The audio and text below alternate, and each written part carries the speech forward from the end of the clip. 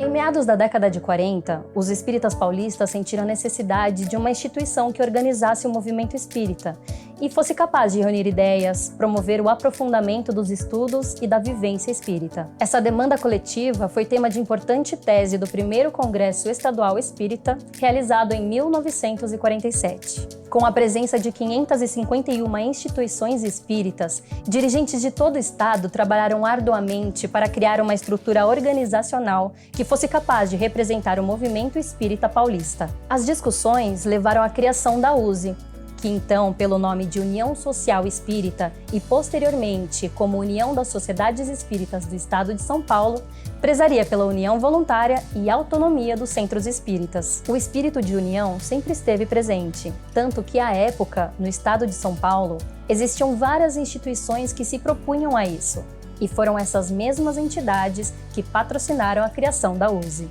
Nascida do acordo dessas entidades, a nova instituição proclamava aos espíritas paulistas a união sob a bandeira única da fraternidade. Em 1948, a USE patrocinou o Congresso Brasileiro de Unificação, que serviu como base para que em 1949, com o Pacto Áureo, fosse criado o Conselho Federativo Nacional da Federação Espírita Brasileira, passando a USE a ser a entidade federativa, coordenadora e representativa do movimento espírita paulista. A USE não é um centro espírita, mas sim a União de Centros Espíritas do Estado de São Paulo, que por meio de seus dirigentes e representantes deliberam sobre o que é melhor para o movimento espírita estadual. Sem impor ou interferir nas atividades das instituições unidas, sugere, orienta, aproxima e divulga experiências. Tem como principais objetivos promover a união e a unificação das instituições espíritas, difundir o estudo e a prática do espiritismo com base nas obras de Allan Kardec, promover a troca de experiências e realizar ações que não possam ser feitas de forma isolada pelos centros espíritas. A USE é uma rede de relações sustentada pela solidariedade, que democraticamente orienta a construção de objetivos comuns entre as instituições unidas, visando sempre o trabalho cooperativo, a transparência e o não personalismo. A característica principal da USE é a descentralização e a representatividade do movimento espírita. As instituições espíritas, por meio de seus representantes, se reúnem localmente em órgãos denominados distritais, municipais ou intermunicipais. O conjunto de 3 ou mais órgãos locais formam um órgão regional. Atualmente, a USE conta com mais de 1.300 instituições espíritas unidas, coordenadas por mais de 130 órgãos. Visando dinamizar o movimento espírita paulista, os representantes dos órgãos locais e regionais formam os conselhos deliberativo e de administração que contribuem nas decisões. Sendo um conjunto de centros espíritas, a USE incentiva seus membros a terem contato com outras instituições, e nisso permite a troca de experiências, além de possibilitar a realização de atividades que, separadas, não se poderia fazer. Tudo é feito de forma colaborativa, onde todos podem compartilhar experiências, falar e serem ouvidos. Por exemplo, a USE realiza feiras, organiza congressos, promove cursos para trabalhadores e dirigentes e estimula o intercâmbio de palestrantes entre centros espíritas. Dessa forma, o movimento espírita cresce, se conhece e se fortalece cada vez mais. A USE é uma rede e, como uma boa rede, é feita de nós. Nós bem feitos partem de laços firmes, que bem apertados se unem com o propósito de deixar de lado o individualismo. Amor em atitude, respeito e compreensão, de mãos dadas, ombro a ombro, lado a lado, urgente, mas sem pressa. USE, União em Movimento. Alessandro Viana Vieira de Paula. Nosso querido é juiz de direito. É dirigente do Centro Espírita Allan Kardec, da cidade de Itapetininga, São Paulo. Participa do programa radiofônico espírita O Terceiro Milênio, na mesma cidade. É membro da Associação Brasileira dos Magistrados Espíritas. É articulista da revista Reformador, da Federação Espírita Brasileira e do jornal Mundo Espírita, da Federação Espírita do Paraná. Autor dos livros Jesus, o Celeste Amigo, Simples e Complexos, Enigmas e Soluções e Um Tesouro Inestimável, em 3 volumes. Todas as obras foram editadas pela editora Frater, de Niterói, revertendo os recursos para o Remanso Fraterno, de Niterói, Rio de Janeiro. Lançou ainda, em coautoria com Cristiane Lenceira, a obra Viver no Mundo, reflexões espíritas sobre temas da atualidade. Ele atua na Oratória Espírita desde o ano de 2001. Com muito prazer, nós recebemos Alessandro para proferir a palestra para a gente. Obrigado.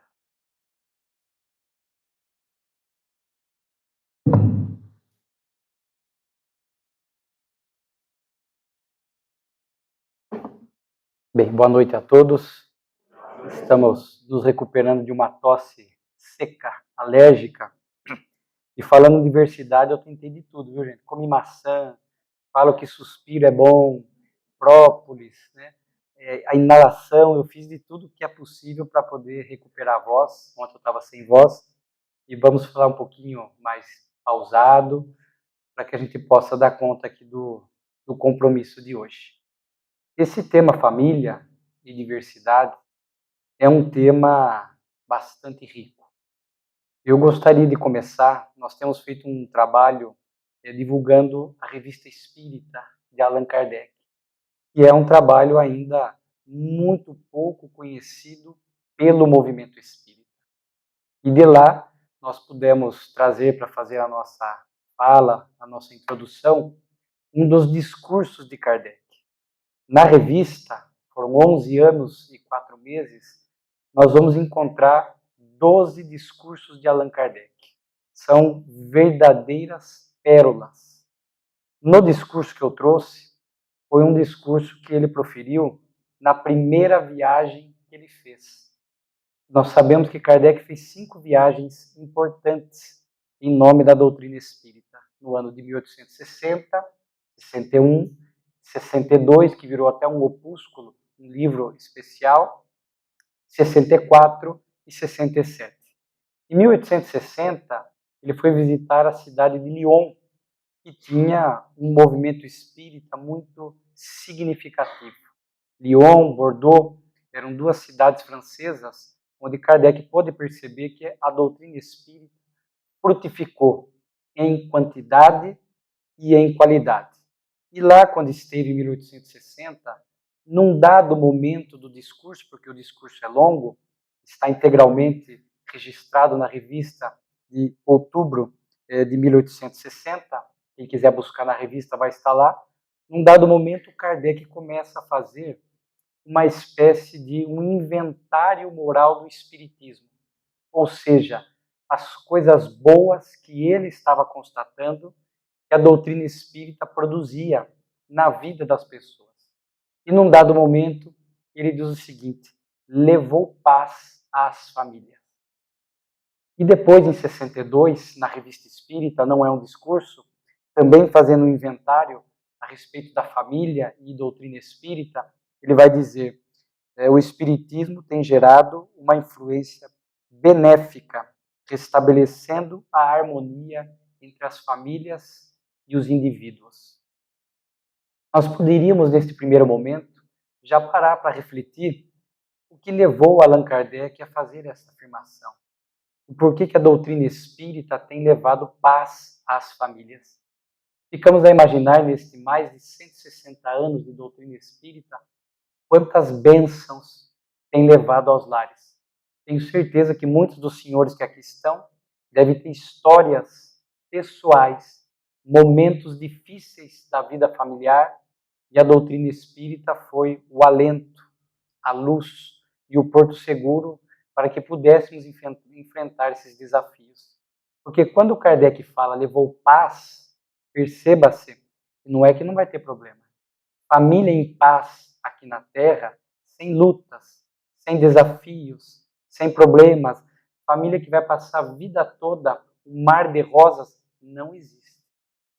Na Terra, o mundo de provas e expiações, onde na maioria ainda somos almas imperfeitas, temos dificuldades no relacionamento humano, é natural que no relacionamento humano mais íntimo, dentro da célula familiar, surjam dificuldades e problemas. Então percebam que paz aqui nós vamos entender como força, como inspiração, como entendimento para que a gente possa lidar com esses desafios da vida familiar. E às vezes a gente olha para o vizinho, olha para as pessoas que trabalham conosco. Hoje em rede social, então, postam-se coisas da família e dá a impressão que todo mundo tem uma vida familiar melhor do que a nossa. Nossa, a família do vizinho é melhor. A família, olha aqui no Facebook, no Instagram, todo mundo sorrindo, comendo, feliz. Nós temos que tomar cuidado, porque existe o chamado Photoshop virtual. E normalmente nós registramos os momentos felizes para colocar na internet. Então isso gera a impressão que a nossa família está descompassada se comparada com as demais. Mas os desafios, as provas e as expiações fazem parte da instituição família aqui na Terra. Então, quando Kardec propõe para restabelecer a harmonia e levar essa paz à família, nós temos que entender sobre as duas perspectivas que a doutrina espírita trabalha em nossa vida: intelectual e moral. Quando nós analisamos o intelectual, todo o conhecimento que o Espiritismo nos traz sobre a vida, em especial a vida familiar, nós começamos a olhar a instituição família de forma diferente. Nós sabemos que ali já não há mais o acaso. Nós começamos a entender almas agrupadas que se atraíram por necessidades evolutivas. Nós começamos a entender que existe um socorro espiritual específico para os lares. Camilo, benfeitor do Raul Teixeira, ele sempre fala dos benfeitores espirituais que cuidam da família. Então, a partir do conhecimento espírita, nos esforçando para construir essa paz relativa e possível no ambiente doméstico, nós vamos fazendo esta busca desses benfeitores, dos guias espirituais de cada um. Nós vamos implantando o evangelho no lar. Nós vamos levando os nossos filhos para a evangelização, para a mocidade, enquanto podemos, porque chega uma determinada idade e eu tenho 3 filhos, um de 25, 26, um de 21, para fazer 22, e um de 17. Eu consegui levá-los até 16 anos, 15 e meio, vai chegando adolescente ali, a semente espírita ficou com cada um deles. O mais velho está voltando agora para um grupo de estudo. Então a gente faz o que pode. Na infância a gente leva, na adolescência a gente vai dialogando e leva até quando pode. Porque chega um momento que começa a virar discussão, briga para ir ao centro. Eu lembro que eu conversei com o Raul e ele falou, não, você fez o que pôde. 16, 17 anos, eles já têm autonomia. Convide-os pelo menos a participar do Evangelho no lar. E foi o que eu fiz, a semente da doutrina está lá. Então esse conhecimento vai fazendo com que a gente lide com essas questões desta forma. E mais do que isso, nós vamos entendendo a dimensão espiritual do nosso lar. Porque muitos problemas que ali tem decorrem da nossa invigilância nos cuidados espirituais com a nossa casa. Tem um livro, até nós trouxemos alguns livros do Raul, que falam sobre família. Teresa de Brito fala das festas familiares. E a gente faz de tudo para cuidar materialmente da casa. Pinta a cada 3 anos, 4 anos, cuida, moderniza a casa, arquitetura, põe ar-condicionado e a parte espiritual da casa. Isso é um ponto intelectual, porque decorre do conhecimento, e a doutrina espírita está nos convidando. Porque muitos problemas surgem na casa espírita porque nós abrimos as faixas de sintonia para que qualquer tipo de espírito adentre nela. E daí ele vai instigar discussão, vai instigar ciúme, vai instigar problemas de acordo com as tendências que cada um traga dentro daquele núcleo familiar. Então vejo que quando Kardec fala levou a paz às famílias, e a gente para pensar um pouco nessa afirmação, há muitas coisas que talvez nós ainda não estamos levando em conta. Que tipo de conversa dentro da intimidade doméstica? Não é que não podemos nos divertir, não é que não podemos fazer uma festividade, um almoço de domingo, dar risada, pôr uma boa música, não é isso. O problema é quando nós transformamos nosso lar e permitimos ali práticas que não são condizentes com a doutrina espírita. E depois fica os rastros vibratórios durante dias, durante semanas, causando problemas dentro da intimidade doméstica. Do ponto de vista moral, o que a doutrina espírita nos ensinou? Em muitos momentos, vale a pena mais silenciar do que conversar. Há momentos que o silêncio é a melhor resposta. Há momentos que nós temos que dialogar. Há momentos que nós temos que agir com amorosidade e energia, botando limites, corrigindo, retificando pontos de vista, mas sem ser agressivo, sem ser violento. Então a doutrina espírita vai nos ensinando que nós temos que colocar o nosso melhor, colaborando para que este equilíbrio relativo possa se estabelecer. E mesmo que haja e vai haver dificuldades e lutas, nós possamos estar com a consciência em paz de que estamos fazendo o melhor para aquela célula familiar. Porque à luz da doutrina espírita, nós vamos entendendo que a família é uma instituição de cunho divino para que a vida se aprimore na Terra. Dentro dessa campanha, nós temos participado junto com a USE de trazer um pouco Jesus, parece um paradoxo, né? Trazer Jesus para o movimento espírita, trazer Jesus para as questões da família. O próprio Filomeno de Miranda, benfeitor do Divaldo, na obra No Rumo do Mundo de Regeneração, falando deste momento de transição, do momento crônico que tivemos da pandemia, ele diz que nós estamos a um movimento espiritual de desdém a Jesus. Desdém. E isso vem penetrando o movimento espírita sutilmente. Há espíritos inimigos do Cristo que trabalham neste momento para tirar Jesus do movimento espírita. Pode parecer um absurdo, mas se nós não cuidarmos, pode ser que lá à frente não tenhamos mais Jesus na doutrina espírita. Então esse trabalho da USE de trazer Jesus para as questões familiares, porque a doutrina espírita é o cristianismo redivivo, é muito importante. Nós fizemos um trabalho, eu pessoalmente gosto muito de Amélia Rodrigues. Amélia Rodrigues, pelo Divaldo Franco, ela escreveu 10 obras. E o Divaldo, com 96 anos de idade, está finalizando a 11ª obra de Amélia Rodrigues, onde ela resgata lições de Jesus. Tem Emmanuel, tem Humberto de Campos, nós vamos encontrar centenas de lições nesses espíritos falando da família. Mas eu fui buscar lições de Amélia Rodrigues e pudemos até apresentar para a USE, dentro das 10 obras, ao menos 25, 26 lições, onde Jesus fala diretamente da instituição familiar. E quando nós usamos a fala do Cristo, ela ganha muita receptividade. A moral do Cristo ela é inquestionável. Mas também é importante buscar essas lições, porque no diálogo reservado com os discípulos, Jesus podia colocar ali o pensamento espírita.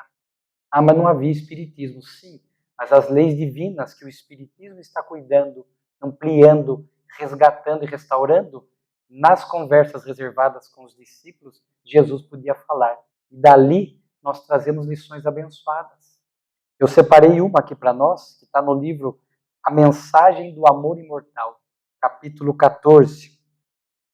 Vejam só, João começa o diálogo com Jesus. Mestre, todos somos irmãos, mesmo em relação àqueles que se afastam de nós e nos detestam. Então, a primeira parte do diálogo, Jesus vai falar da família universal. Os maus são nossos irmãos. Pertencemos todos à família universal. Deus fez o homem também co-criador. para o surgimento da família consanguínea, que é a base, o pródromo da universal. Nela, na família consanguínea, surgem as oportunidades da convivência saudável, mediante o exercício da tolerância e da fraternidade. Prestem atenção agora, Jesus falando ainda. Em treinamento para a compreensão dos comportamentos antagônicos que serão enfrentados fora do lar. Então, quando a gente pensa na família universal, ela começa a ser construída na família consanguínea. Porque a grande proposta da família consanguínea é para que a gente possa converter os laços de sangue em laços da alma. Converter a convivência da família em amorosidade, ternura, boa convivência, porque dali nascem os laços espirituais. Não é o laço de sangue que nos impõe que vamos viver depois com esses espíritos após a morte. Não. É os laços de afetividade. Uma vez perguntaram ao André Luiz, está na sua série, se quando um casal morre no mesmo acidente, se eles acordam juntos no mundo espiritual, no mesmo local. Não necessariamente. Porque muitos convivem pelas faixas de sangue, filhos, né? Marido e mulher não são laços de sangue, mas da família não significa que conviveram sob o mesmo teto e irão seguir juntos depois. Existem as faixas vibratórias de evolução de cada um e existem também as afinidades que nós fomos construindo. Nós, com a visão espírita, somos aquele que, ao olhar para a família, e aqui vamos pensar, gente, na família extensa. Vamos pensar na família não nuclear também, que é tios, primos. Vamos pensar nessa família e a gente vai ver que ele tem 40, 50, 60 membros. Da nossa parte, com a visão espírita, o esforço para conviver bem com todos, transformando os laços de sangue em laços de afinidade da alma. E Jesus diz que isso é um treinamento, porque a família, a microcélula, reflete a célula da sociedade. Qualquer tipo de indivíduo que nós vamos encontrar fora da família, tem na família. Tem, se você falar um materialista, nessa família mais extensa, nós vamos encontrar materialista. Nós vamos encontrar o sensualista. Nós vamos encontrar o com tendência criminosa. Os mais virtuosos, menos virtuosos. Os com mais vocação para a vivência religiosa. Os que não ligam para a religião. As pessoas difíceis de conviver, amarguradas, apáticas, tristes. Tem dentro do lar, tem fora do lar. Então, no lar, nós vamos treinando esta convivência, nos aperfeiçoando. Daí nós já vamos entendendo a importância da diversidade dentro do ambiente doméstico, em todos os sentidos nós vamos ver. Todos os sentidos. Para que a gente possa treinar fraternidade, tolerância. E não é só isto. Nós vamos aprender com eles também. É uma troca de aprendizados dentro da família para que a gente possa conviver bem também fora da família, porque nós vamos encontrar aqueles tipos morais e espirituais fora do lar. E é um treinamento, é um exercício para que a gente possa ir desenvolvendo o potencial divino que está dentro de nós. Mas não termina o diálogo de Jesus, ele é impressionante. A gente não imagina quantas coisas profundas Jesus, nos diálogos com os discípulos, fazia. Aí João vai perguntar da família doméstica, já que Jesus tocou nesse assunto. Mas por que existem pessoas tão diferentes dentro da família doméstica? E Jesus responde: nem todos procedem do mesmo conjunto moral. Uns adiantam-se mais do que os outros, que estacionam nos erros. O Pai generoso lhes proporciona novas experiências ao lado daquele contra os quais se obstinam, tornando-se motivo de educação moral para o outro. E agora eu destaco a próxima frase para a gente encerrar aqui a fala do Jesus. A família doméstica de Jesus não é resultado apenas da união daqueles que se amam, porém de todos quantos se necessitam, a fim de que se ajudem uns aos outros. Então, quando nós olhamos para a nossa família, são as almas que nós necessitamos. Ah, por que eu convivo com fulano, com ciclano? Por que este filho? Por que este pai, este irmão, este primo, este tio desse jeito? São as almas que nós necessitamos. Então, nós temos que parar um pouco de criar filhos, maridos, esposas, parentes idealizados, de filmes, de conto de fadas. Na verdade, nós estamos convivendo com as almas que são as melhores para nós, para o nosso aprendizado, para o nosso crescimento espiritual. Essa fala do Cristo tem que ficar em nossos corações, nós nunca podemos esquecer disso. Almas que nós necessitamos e eles também necessitam de nós. É uma via de mão dupla. Então, como é que temos aproveitado esses treinamentos, esta convivência, essas necessidades mútuas que surgem dentro do ambiente doméstico? O espírita já não pode mais perguntar por que eu estou com este espírito aqui no lar? Porque nós sabemos. Porque nós sabemos. Muitas vezes são almas do nosso passado, voltando. Muitas vezes, diz Camilo, na obra Desafios da Vida Familiar, são almas que estão vindo pela primeira vez. Ah, mas tem alma pela primeira vez? Tem, porque os laços têm que começar em algum momento. Então, vez que outra, em nosso lar, também surgirão almas que estão convivendo conosco a primeira vez. Mas a união que nos vinculou uma a outra não é do passado, de outras vidas que já convivemos, mas as nossas necessidades evolutivas. Aquele espírito trará algo que é importante para o meu despertamento. A diversidade, por isso, esse tema tão importante da família e da diversidade. E na doutrina espírita, nós temos uma bênção, que é a literatura vasta, especializada. Eu duvido que alguém passe por um problema familiar e não vai encontrar em Emmanuel, não vai encontrar em Humberto de Campos, não vai encontrar em Joana de Ângeles, não vai encontrar em Camilo, não vai encontrar em algum benfeitor espiritual que trouxe uma obra psicografada, ou mesmo as obras não mediúnicas. Há muitos autores que trazem colaborações onde nós não vamos encontrar uma lição de conforto, de orientação para o nosso desafio doméstico.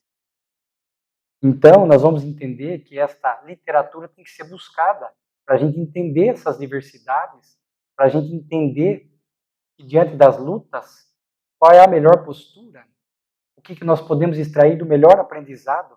São Luís, na Revista Espírita, de agosto de 68, ele puxa um pouquinho a nossa orelha e ele diz assim, ó, os mártires cristãos não tinham as comunicações abundantes e não sucumbiam.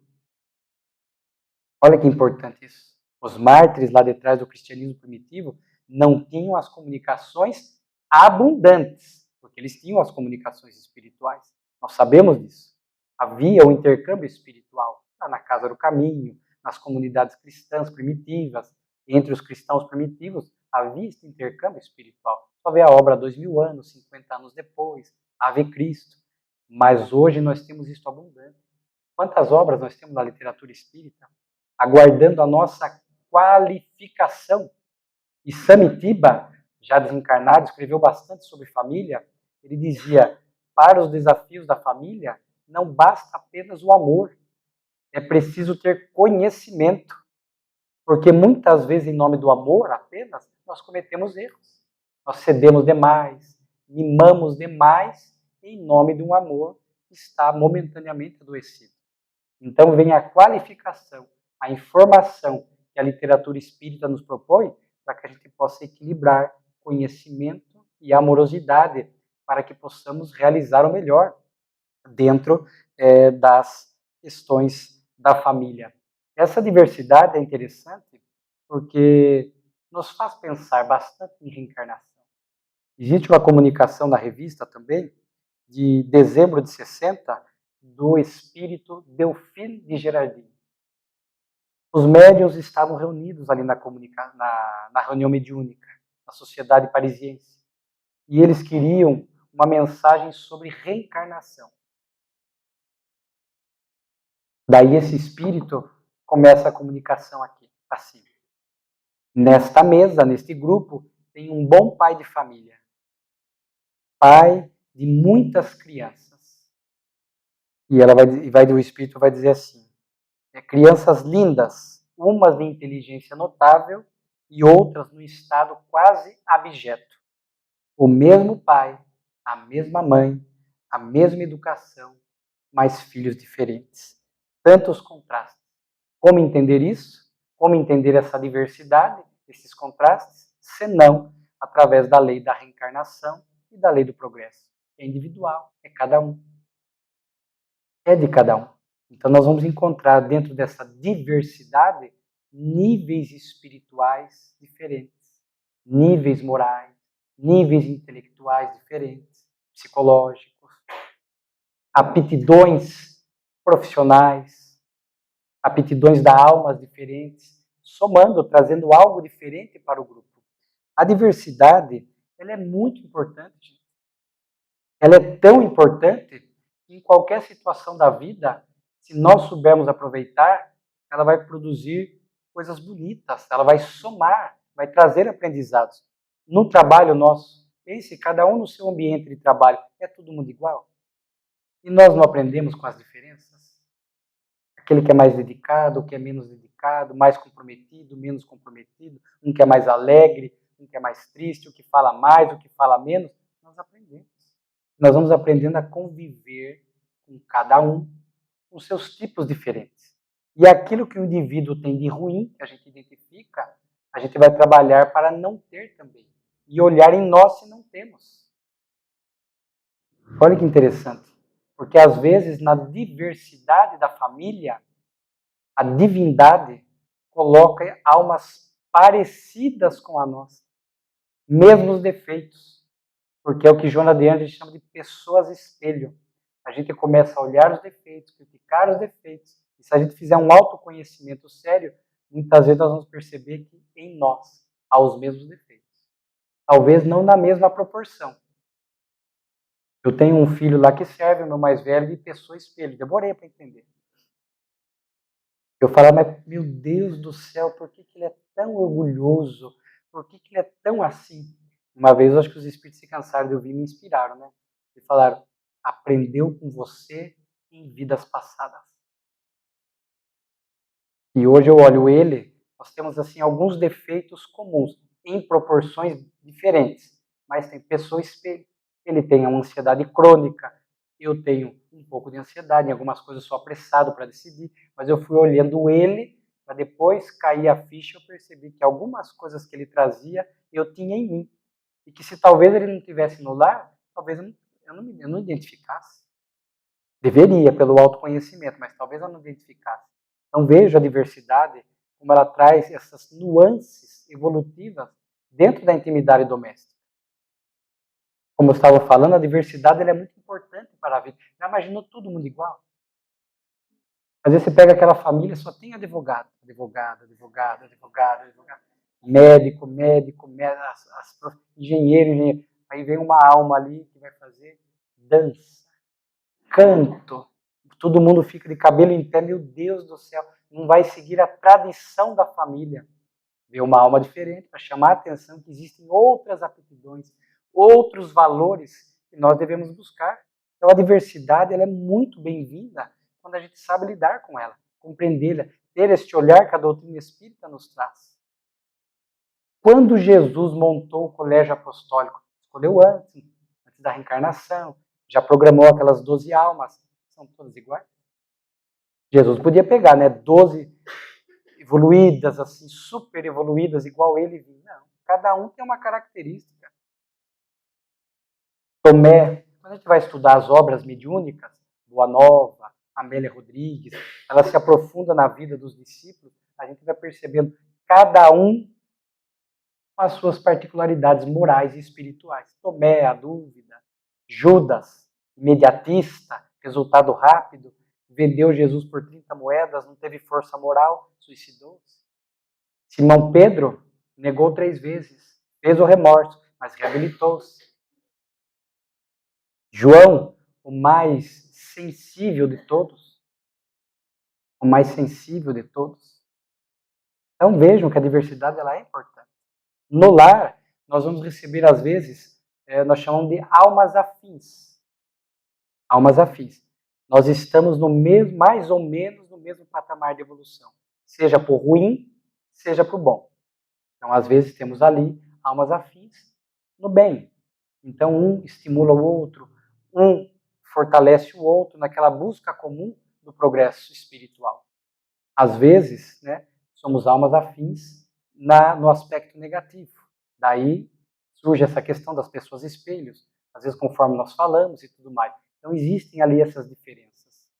Mas às vezes almas afins, um tem uma virtude que o outro não tem. O outro tem um defeito que o outro não tem. Então é um aprendizado.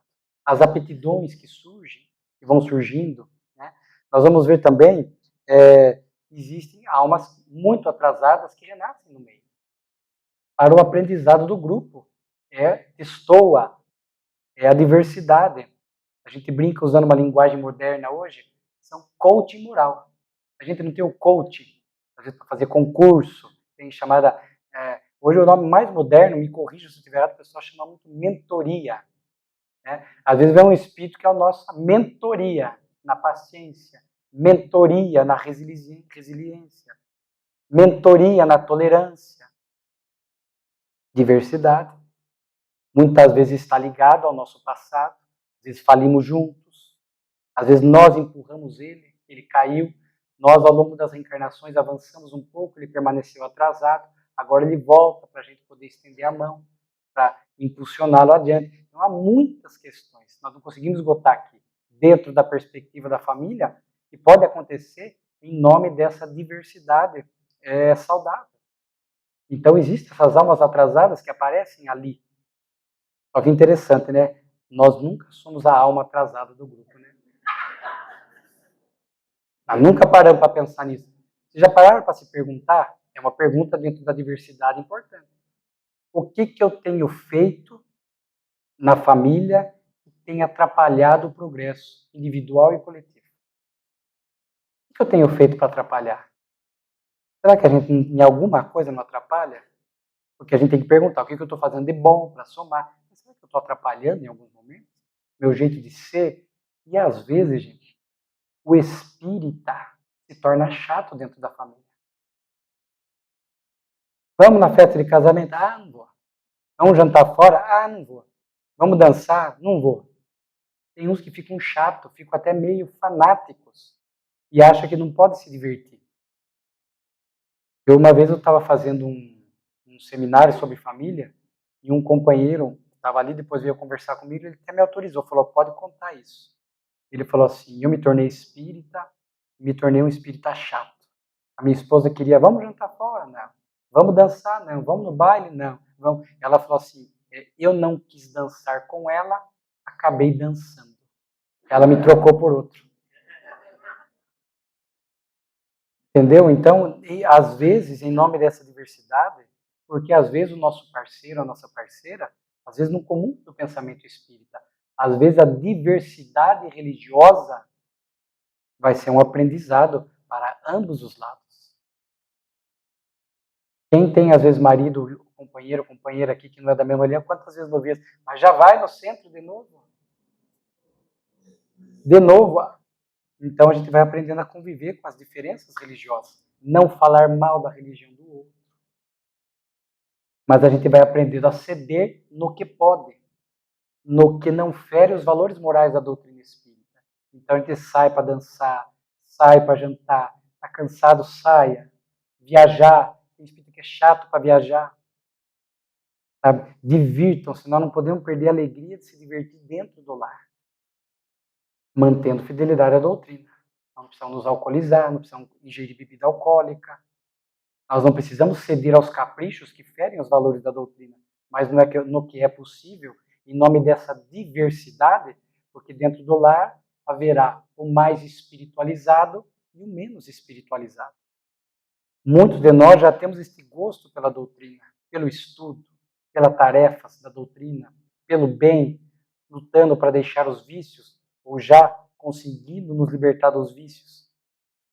Mas a gente tem que aprender a conviver com aqueles, porque senão a gente, sem entender a importância da diversidade, a gente vai se afastando, se afasta de primo, se afasta de tio. Ah, eu não vou lá, eles vão lá, contam muito piada, dão risada, estão se alcoolizando. Eu não preciso, eu posso ir lá, desfrutar do ambiente familiar e aproveitar da convivência, porque senão a gente vai se afastando, se afastando.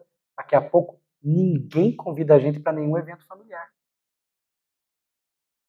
Fulano é chato, porque a gente não aprendeu a conviver, a transitar nas diversidades. Jesus esteve com todos. Jesus esteve com o pobre, com o rico, com a mulher que sofreu o preconceito da época, com os doentes, com os saudáveis, com os doutores da lei, com as pessoas simples, com os fariseus. Jesus esteve com todos, conviveu com todos. Foi na casa do publicano, foi na casa daquele outro, nas casas simples, conviveu com todos. Em nome dessa diversidade.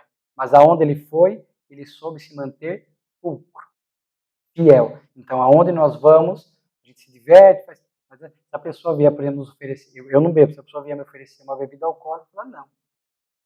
E uma vez um caiu no erro de perguntar, nossa, eu percebi mesmo que você não bebe e tal, por quê? Aí eu ainda brinquei assim, eu falei assim, você quer a resposta curta ou a resposta longa? Porque se for explicar, é uma palestra, né? E ele falou, não, pode ser a curta.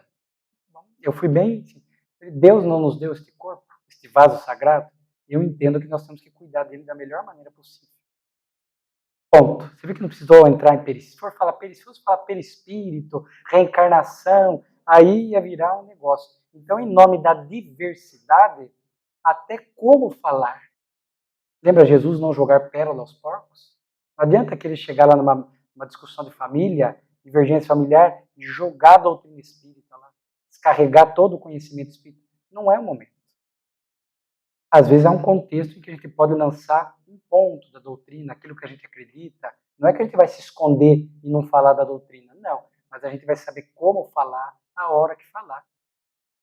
Tudo isso em nome dessas diversidades múltiplas que vão acontecendo dentro da intimidade doméstica.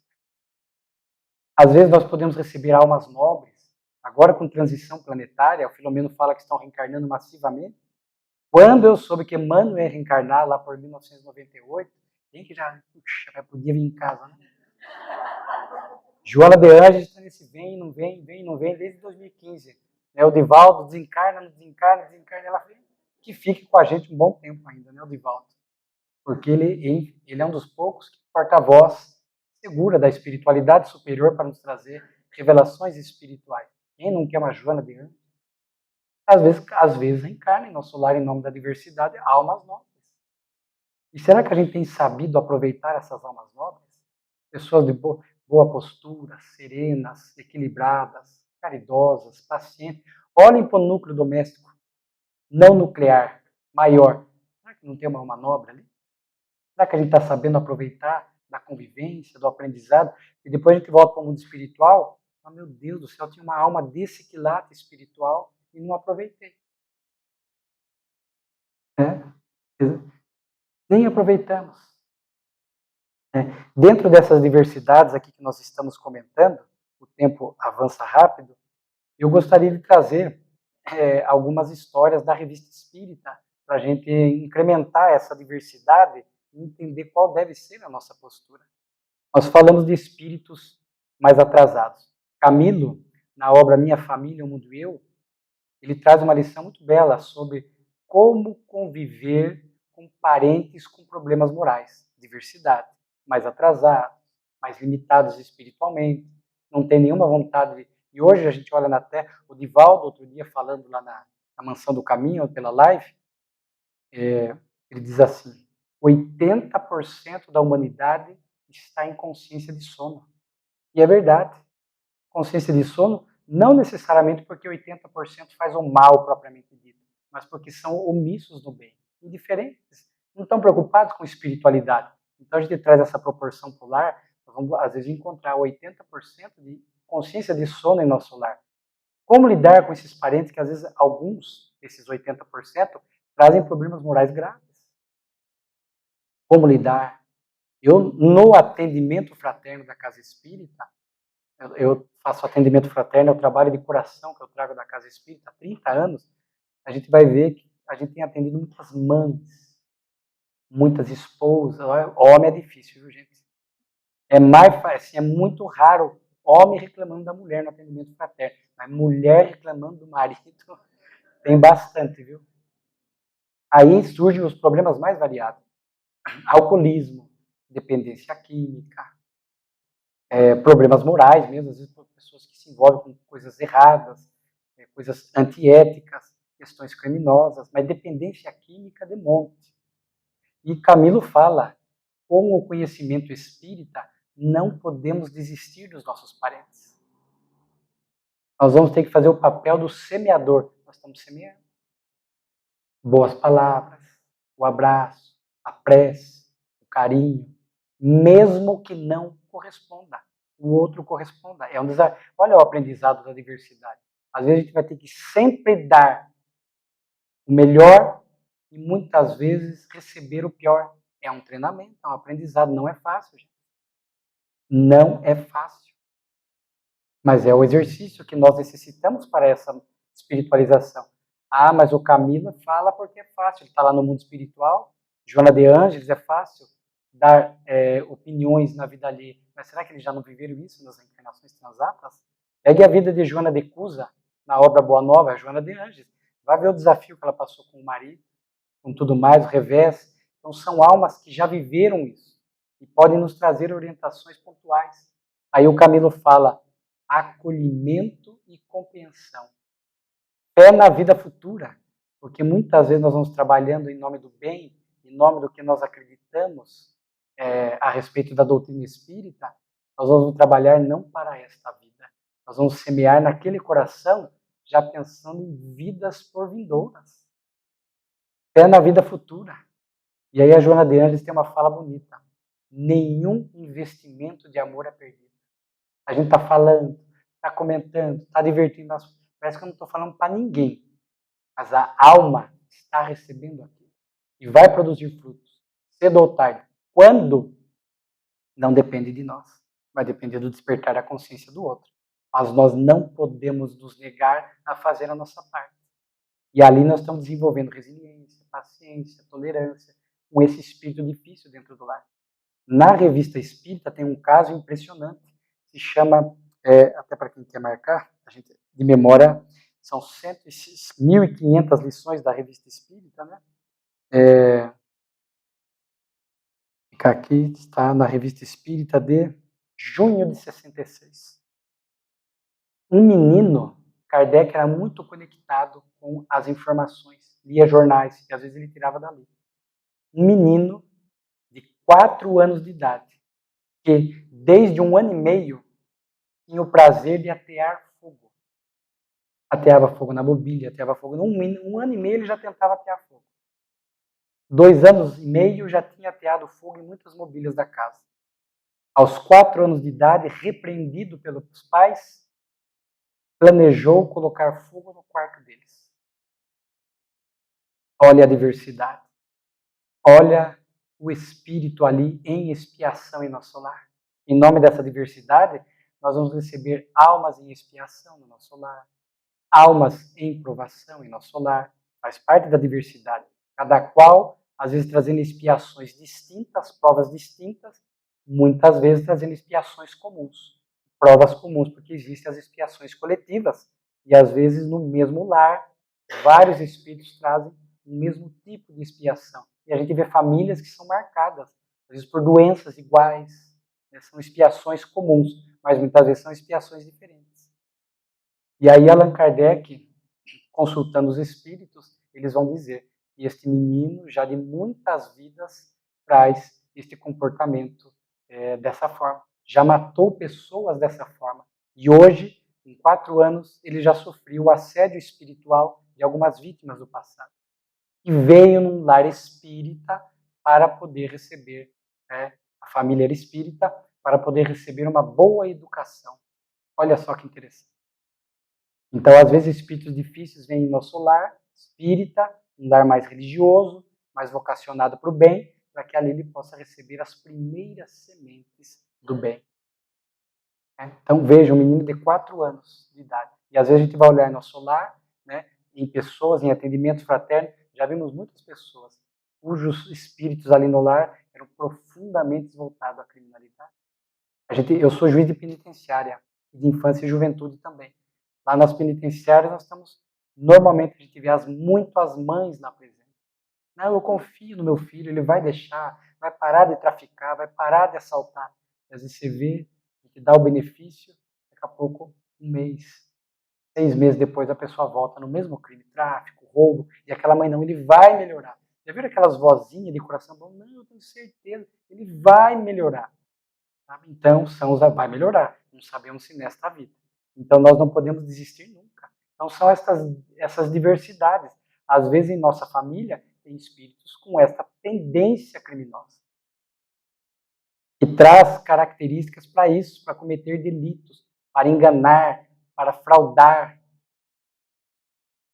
Há muitos anos atrás, eu vi na televisão, hoje em dia, com as câmeras escondidas, celulares e tudo mais, parentes com propensão à pedofilia. Apareceu lá do estado do norte, uma pessoa de alto cargo, estava sendo filmada entrando em motéis com crianças. Tudo registrado. Depois foram, naturalmente, apontar a câmera para ele se justificasse. E entrevistaram a mãe dele. O sofrimento de uma mãe. Né? Era uma mãe adotiva. Ela falou, eu nunca ensinei isso para o meu filho. Nunca ensinei. Ensinei o bem. Então vejo que as famílias estão tendo que lidar com essas diversidades. Diversidades espirituais, psicológicas, espíritos portadores de transtornos psiquiátricos. Tenho atendido muitas pessoas, familiares com depressão. É um exercício para a família. E às vezes a gente age errado. Aquele filho, aquela esposa, aquele pai, chega de manhã, não tem vontade de sair do quarto, aquela tristeza, aquele desânimo, e a gente vai usar a estratégia errada, porque nos falta qualificação. Temos que buscar. Não, abra a janela, o sol está lindo lá fora. Para o depressivo, o sol não está lindo. Para nós, o dia está lindo. Para ele, o dia não está lindo. Não, pare de frescura, sai daí. Olha o dia, Deus preparou esse dia para você. Mas ele não consegue fazer essa leitura. Então, é um aprendizado para nós quando temos um parente com depressão, um toque, com ansiedade, com pânico. E temos visto muito na atualidade com ideações suicidas. É um grande desafio. São as diversidades, não somos almas iguais. Mesmo estando na mesma faixa de evolução, não somos almas iguais. Cada qual trazemos a nossa história, luz, treva, e às vezes para incrementar, cada um traz os seus obsessores ainda, como traz os seus guias espirituais também para ajudar. Então vejam como este olhar espiritual, com essa diversidade multifatorial, veja como muda a nossa visão. E a partir de tudo isso, como a gente viu, há pessoas que se revoltam, há pessoas que abandonam o lar, há pessoas que desistem. Nós não podemos desistir, é o aprendizado que nós precisamos.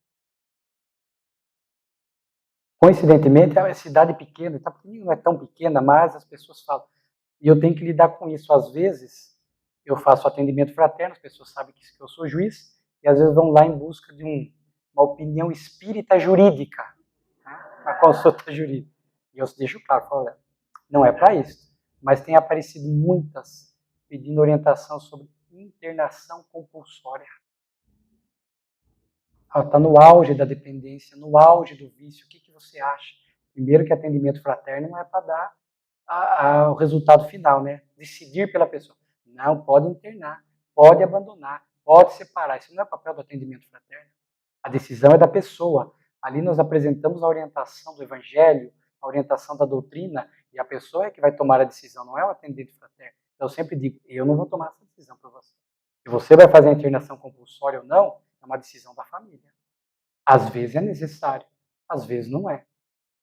Então vejam como nós estamos vivendo nesse momento de transição, aumentando estas diversidades. Então lidar com um parente que tenta com ideação suicida não é fácil, com depressão, com Alzheimer. Alzheimer, normalmente, aquele que está com Alzheimer, normalmente está em processo de expiação por algo desta vida ou de vidas passadas. E muitas vezes desta vida.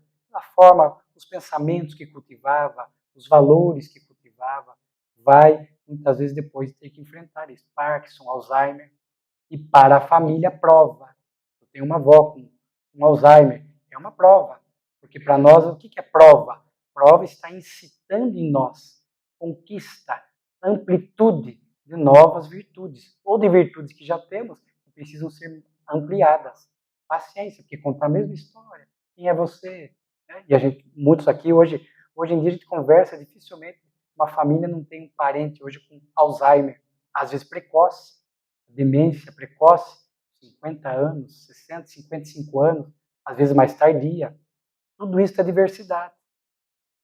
Porque cada uma dessas especificidades que o espírito traz, na área psiquiátrica, na área da saúde mental, na área moral, na área emocional, é um aprendizado para nós.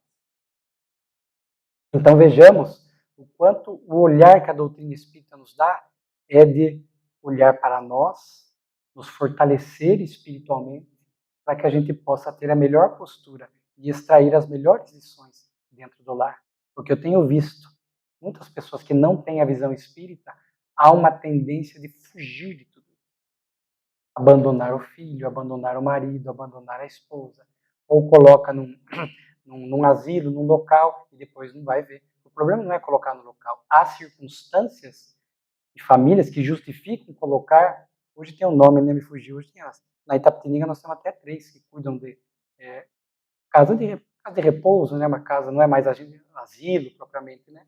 As famílias têm condição financeira e às vezes são parentes que dão muito trabalho, que precisam de um cuidado específico e às vezes os membros da família trabalham, não tem tempo. Então é muito de cada família necessitar de um local desse como apoio, seja durante o dia, seja para a pernoite ou não. Mas nós, colocando lá, nós não vamos nos desligar da pessoa. Vamos estar sempre lá, trazendo para o lar, para as festas do lar. Né? Mas nós não podemos ser aquele que, porque quem não tem a visão espírita, às vezes, essa visão de família, essa vocação de aprender ali, às vezes o primeiro impulso é fugir de tudo aquilo. E alguns fogem pelo suicídio desses problemas familiares. Então vejam quanta riqueza.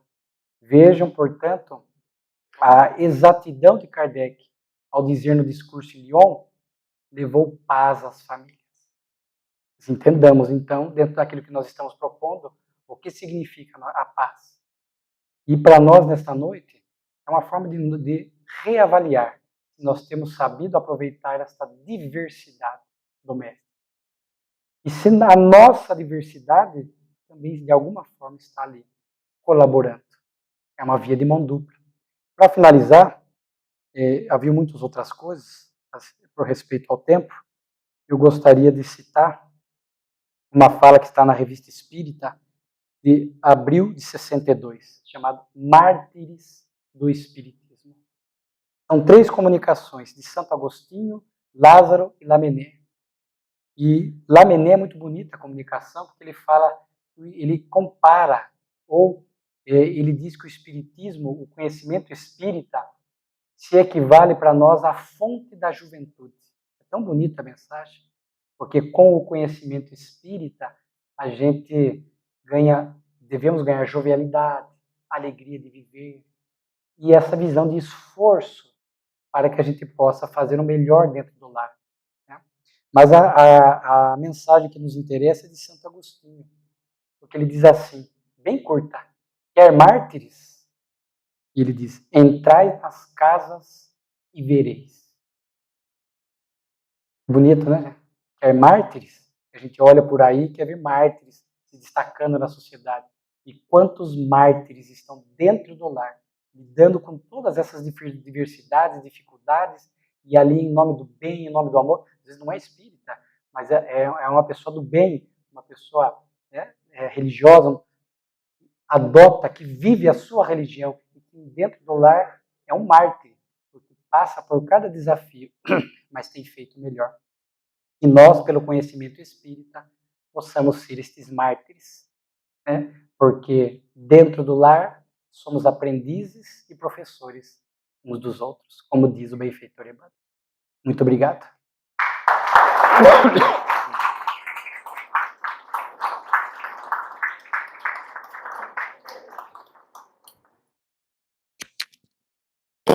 Deu certinho com a voz aqui, chegou no...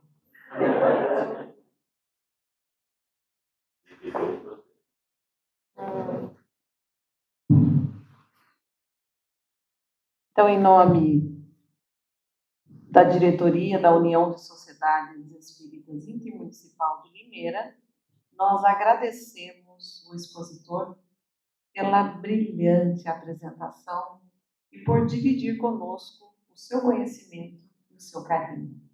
Muito obrigado. Foi um imenso prazer estar aqui participando.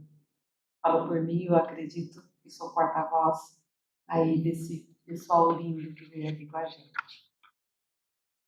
Antes da gente encerrar esse nosso encontro, nós gostaríamos de chamar o presidente da USE, Rogério Pereira, para entregar um mimo para o nosso querido palestrante da noite de hoje.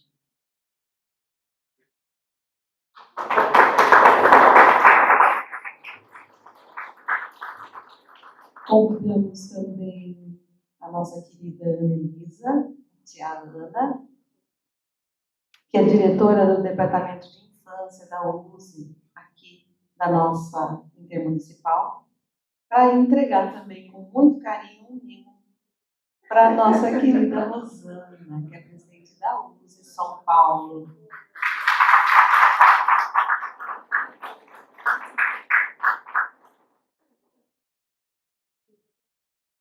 Lembramos que o Alessandro, o expositor da noite, tem livros ali para serem vendidos, né, adquiridos por vocês, e estará autografando para a gente. Aguardamos vocês, então, amanhã, às 10 da manhã, na Associação Espírita de Estudos Evangélicos Francisco de Paula Vitor, para a segunda palestra de encerramento do 7º Encontro da Família Espírita de Limeira. Nós teremos conosco amanhã, às 10, o expositor Jorge Godinho Barreto Neri, que é presidente da Federação Espírita Brasileira. E ele vai tratar do tema Honrai a vosso pai e a vossa mãe. Antes da gente finalizar, que a gente possa elevar o nosso pensamento ante Deus, em gratidão por esse nosso encontro. Agradecemos, Jesus, de amor e de bondade, pelos seus ensinamentos, por não desistir de nós, Senhor. Nós te damos graças. A toda a equipe espiritual que nos acompanha, que acompanha os nossos queridos, que nos trazem tanta coisa boa para que a gente absorva. A nossa gratidão. Irmãos bondosos, por estarem conosco, por nos permitirem esse momento maravilhoso de aprendizado. Gratidão, Jesus. Gratidão, irmãos. Gratidão a todos os encarnados que estão aqui presentes conosco. Muito obrigado. Que possamos seguir em paz. E até amanhã. Gratidão, queridos.